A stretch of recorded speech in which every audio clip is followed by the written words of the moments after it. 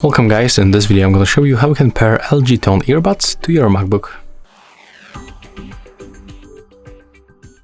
So to do this you have to open this charging case and click and hold one of this earbud, for example left one.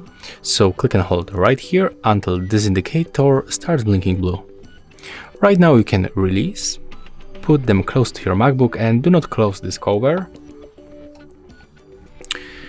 Right now we have to go for the system settings.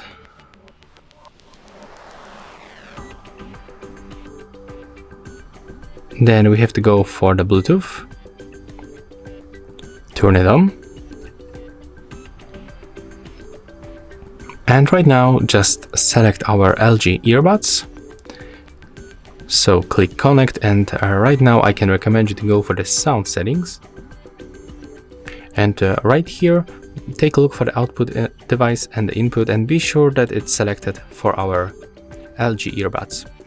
So that's all for this video. Hope you like it. Remember to leave a like, comment and subscribe to our channel.